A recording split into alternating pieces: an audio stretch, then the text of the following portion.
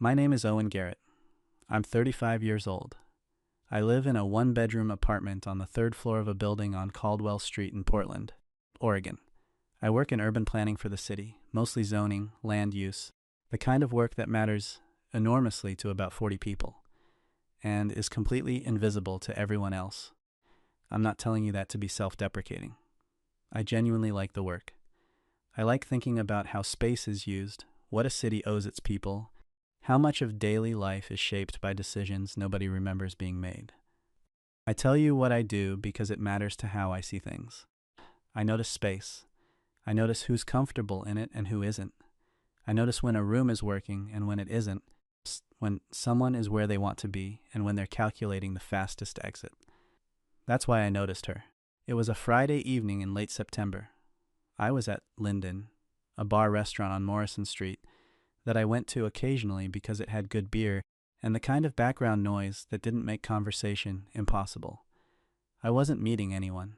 I'd had a long week of zoning meetings, and I wanted a beer and something to eat and 45 minutes of being somewhere that wasn't my apartment or my office.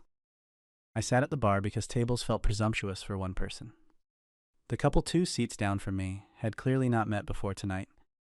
I didn't intend to pay attention to them. But I'm professionally trained to notice the dynamics of occupied space, and the dynamic between these two had the particular energy of something going wrong slowly. The man was maybe 40, loud in the specific way of someone performing confidence rather than having it. He'd been talking for what I estimated was the better part of 30 minutes about a boat he was thinking about buying, and he'd managed to work the word investment into the conversation 4 times in the last 10 minutes, which I knew because I'd been counting without meaning to. The woman was 30-something, dark hair, a green dress that she'd clearly thought about. Not formal, just considered. She was sitting very straight in the way people sit when they're trying to take up less space than they're entitled to, and she was holding her wine glass with both hands like it was the most interesting thing in the room, which it clearly wasn't, but was significantly better than the alternative. She had the expression of someone doing complex arithmetic. Not the boat arithmetic. The how do I get out of this without making a scene arithmetic. I recognized it immediately. I looked away. Not my situation. Not my evening. I ordered my beer. My food arrived. I ate. 10 minutes later I looked back. The man was still talking. The boat had apparently become a yacht by this point. The woman's wine glass was empty. She was not getting a refill because getting a refill meant staying, and everything about her body language said she was very close to the point where staying stopped being something she could continue to negotiate with herself about. She glanced around the bar. Her eyes landed on me for exactly 1 second, then moved on, then came back. I don't know what she saw in my face. Probably nothing useful. I wasn't doing anything except sitting at the bar with a beer and the particular expression of a man watching something go wrong that he has no standing to interfere with. But something made her eyes come back. And then she did something I didn't expect. She gave me a look. Not a flirtatious look. Not an asking for help look. A very specific look that said, I am about to do something and I need you to not ruin it. I had no idea what that meant. Then she turned to the man beside her and said, I'm so sorry. Is that my friend at the bar? The man turned to look. I had approximately 1.5 seconds to decide who I was. I raised my hand. She was off her stool before the man had fully processed the situation. She crossed the 2 seats between us, leaned on the bar beside me, and said in a voice just loud enough for me to hear, Please just talk to me for 5 minutes like we know each other. I'll explain after. So sorry, I said. What's your name? Dara, she said. Owen, I said. Do you want a drink? God, yes, she said. I waved down the bartender. Psst. The man, whose name I later learned was Keith, waited approximately 3 minutes before coming over. He stood at a slight distance and said, with the smile of someone trying to recover a situation, I didn't realize you had a friend here. Dara said, I'm so sorry. I completely forgot we'd made plans. Keith looked at me. I looked back. I had the advantage of having no idea what I was supposed to be in this scenario, which paradoxically made me very calm. I said, She's been looking forward to this all week. Keith's smile didn't exactly fall. It just reconfigured into something more honest. He said to Dara, "We should do this again sometime." Dara said, "Of course," in the voice of someone who has already decided they will not be doing this again. Keith left. Dara watched him go. Then she put her elbows on the bar and put her face in her hands for about 4 seconds. She came back up. She looked at me. "I'm so sorry," she said. "That was completely unhinged. You don't know me. I looked at you, and I thought you had a kind face, and I was desperate." "A kind face," I said. "Is that offensive?" she said. "No," I said. "It's just not the first thing people usually lead with." "I'm not usually this forward," she said. "Or this rude. Can I buy you a drink?" "For covering." "You don't have to buy me anything," I said. "How long had you been sitting there?" 45 minutes, she said. He talked about a boat for 30 of them. "A yacht by the end," I said. She stared at me. "You heard?" "I wasn't listening specifically," I said. "I noticed things. Occupational habit." "What do you do?" she said. "Urban planning," I said. "I think about how space is used. Who's comfortable in it? Who isn't?" She looked at me with an expression I couldn't immediately categorize. "And I wasn't comfortable," she said. "You were doing the exit arithmetic," I said. "I recognized it from about 10 feet away." She laughed. It came out surprised and genuine, the kind of laugh that arrives before the person decides whether to let it. "The exit arithmetic," she said. That's exactly what it was. I pushed the drink toward her that I'd ordered before she could argue about paying. She took it. "Thank you," she said. "Owen." "Dara," I said. We sat at the bar. Neither of us went anywhere. We talked for 2 hours. I want to be clear that I didn't plan this. I had come to Linden for 45 minutes of quiet and a beer. I had not come to have a 2-hour conversation with a woman in a green dress who had used me as a social emergency exit, but the conversation had a quality I wasn't prepared for. She was direct, not aggressively, just genuinely. She answered questions fully. She asked questions that were actually about what she wanted to know, not questions deployed to be interesting.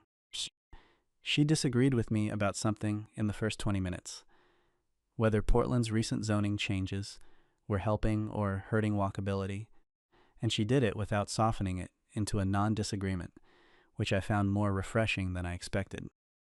She was a landscape photographer.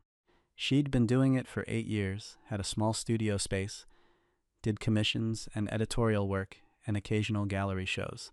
She told me about a project she was currently working on, documenting urban green spaces over time, the same locations photographed seasonally for 3 years, watching what changed and what didn't.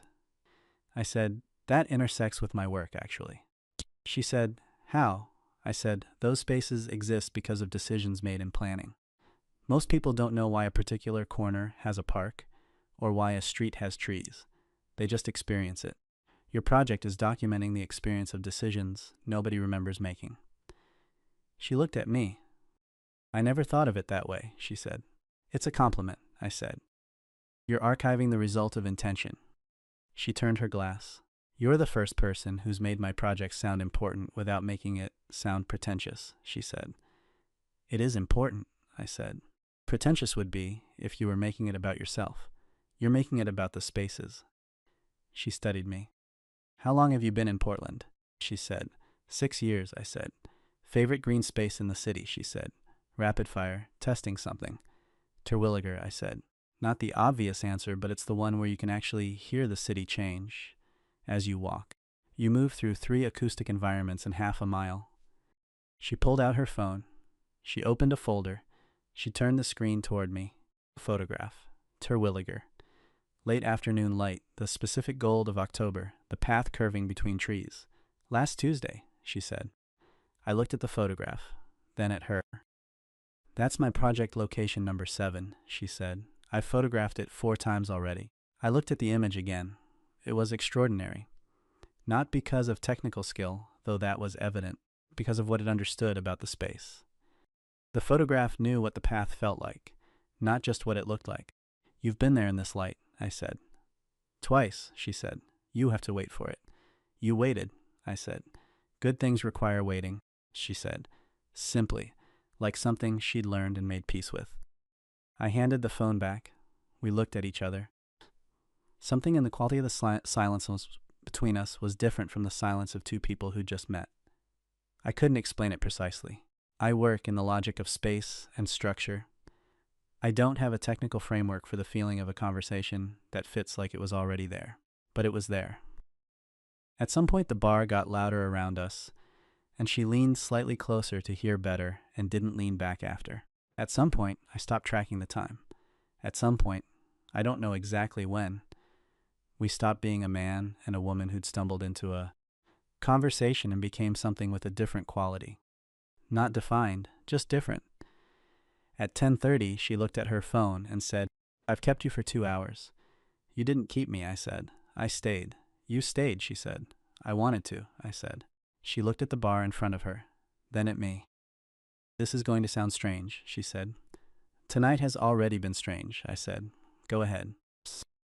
"This is the best Friday evening I've had in a long time," she said. "And it started because I dragooned a stranger into pretending to know me." "I did know you," I said. "Ex arithmetic. Terwilliger. Good things require waiting." She smiled. The real version. The one that had been building all evening. "Owen," she said. "Yeah. Can I give you my number?" I said. I was trying to figure out how to ask for it without it being weird given that we've known each other for 2 hours. "It's already weird," she said.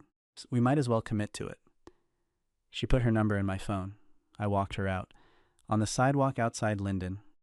The September night was cool, and the street was still, and she had her jacket on now and looked, somehow, more settled than when I'd first seen her, the exit arithmetic gone, replaced by something easier. She said, "Thank you. For the cover, and the conversation." "Thank you for the photograph," I said. She smiled. She turned to go. Then she looked back. "Owen," she said. "Yeah." "Kind face was the right call," she said. She walked away. I stood on Morrison Street for a moment. Then I walked home, 3 blocks in the cool night air, thinking about the photograph, about the light at Terwilliger, about a woman who waited for the right conditions, because she understood that some things couldn't be rushed. I called her the next day. Not because I'd calculated the appropriate waiting period.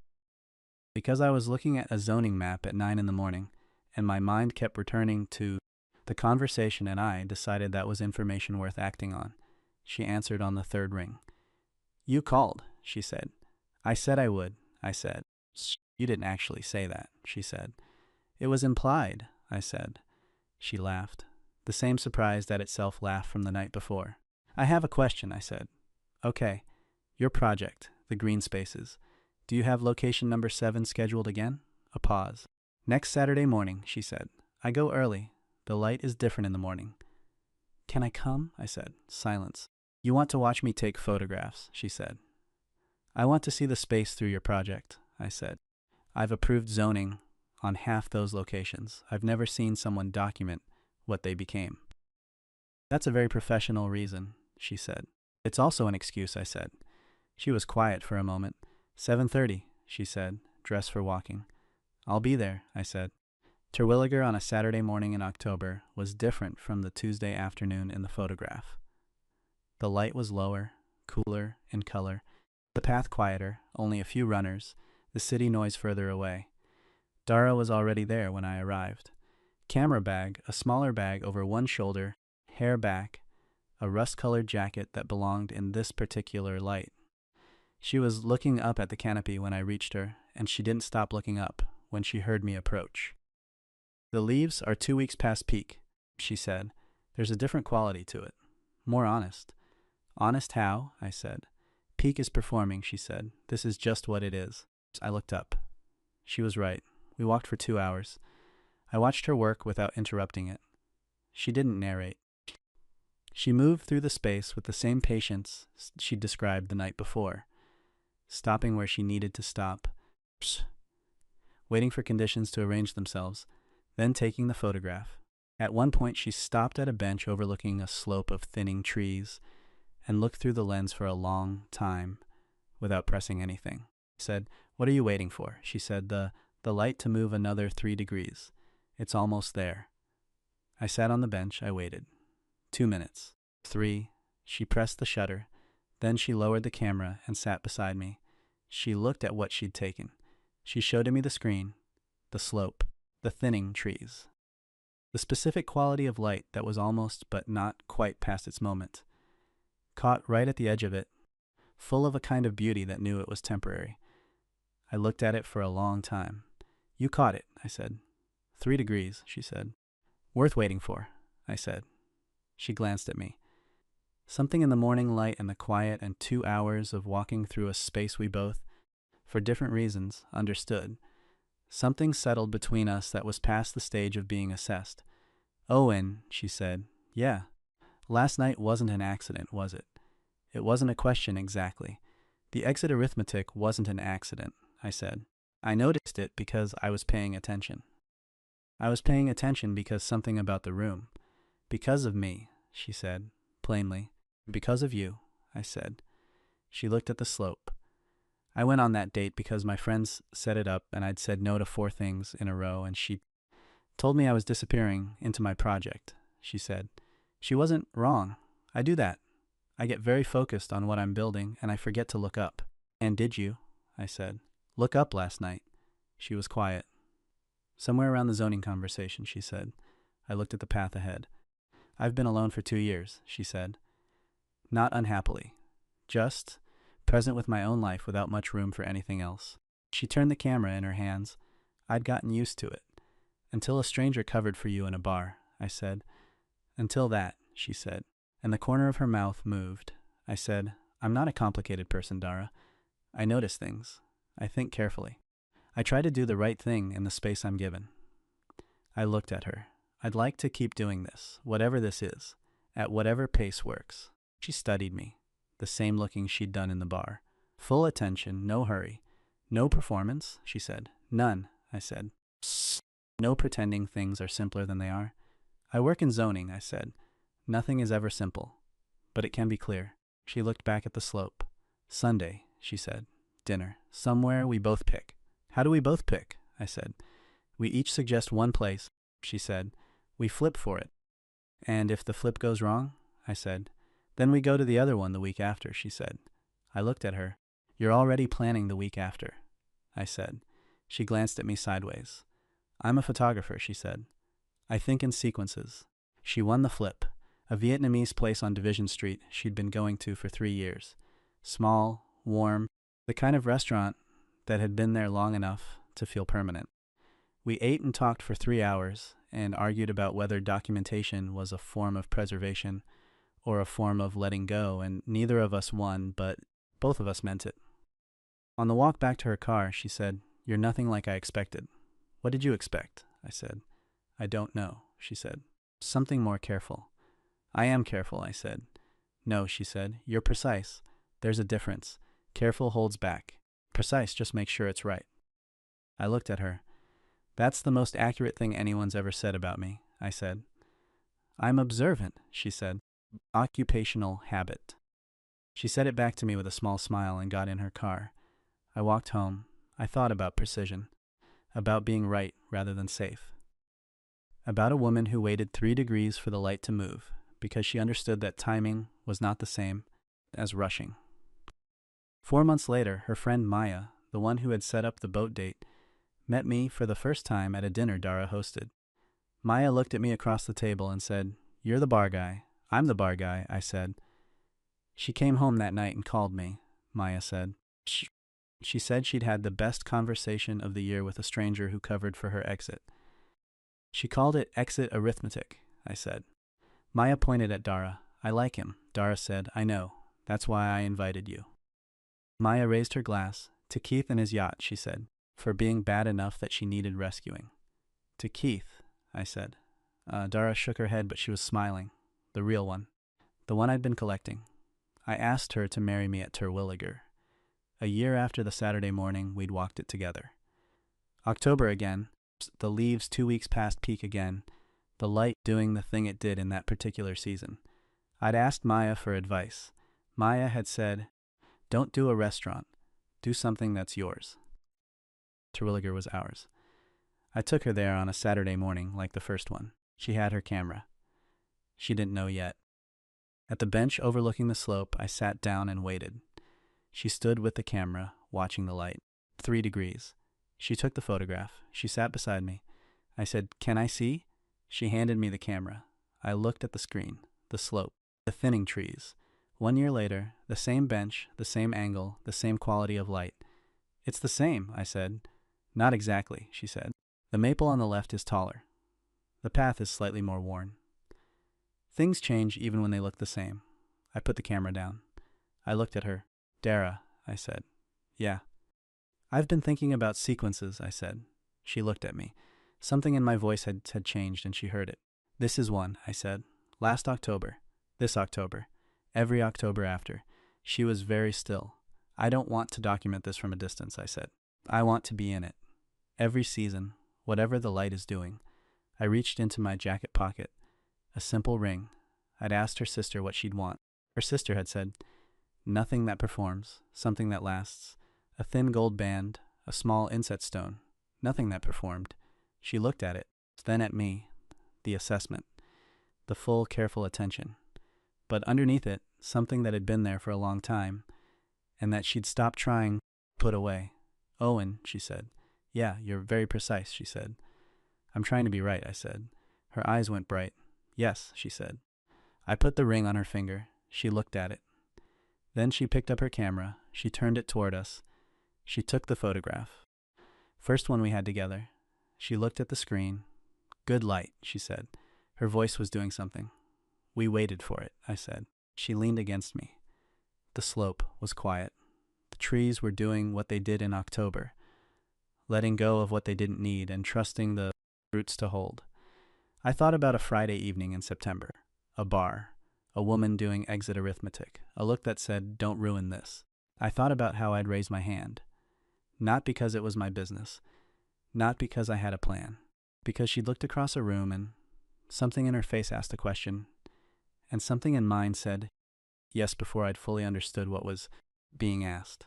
That's how it started, not with intention, not with a plan, with a raised hand, and 45 minutes that became 2 hours, that became a Saturday morning, that became every Saturday morning after. Some things you can't zone in advance. Some spaces you just have to enter and see what they become.